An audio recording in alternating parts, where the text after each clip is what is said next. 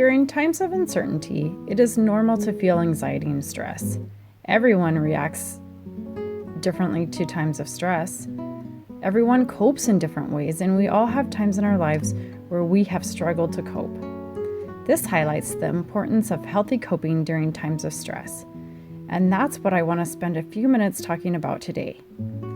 Coping can look different for everyone. While one might find it helpful to run on a treadmill, others might find it helpful to spend some time alone and use self-reflection. You are going to work at developing a coping toolbox, as different situations may require different coping strategies. What healthy ways have you used in the past to get through difficult times? Well, we can't change some situations. We can work on managing our reactions to situations. Can we change the need for social isolation during a pandemic? No. So that means we need to work on coping with our thoughts and emotions. Stress can take up a lot of energy. I like to think of it as a well of water inside of me that I use to deal with life. I get cut off in traffic, it uses some water. I might have a relationship breakup, it uses up a ton of water. Keep doing that, and pretty soon my well is empty.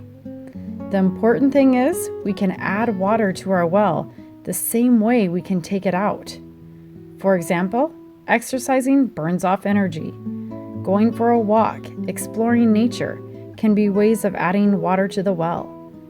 If it's fun movement, even better. Sleep and relaxation. This might include using some mindfulness and stretching. Or it might mean taking a nap.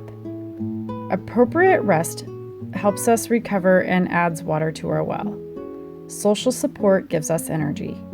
Feeling understood and like we matter to people is an important part of coping.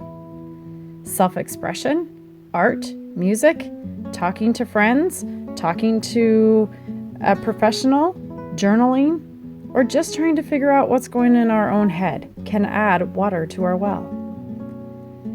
There are resources out there, even if they are from a distance. Perhaps using technology or creating a card and mailing it to a loved one could be helpful. There are things we can do, even if we are alone. A psychologist from New York has suggested sticking to a routine and developing our own sense of space in your own home. It might be helpful to create a box of supplies you might have around the house to cope with. For example, get out your paint set and brushes if that's helpful, and put them in a coping toolbox.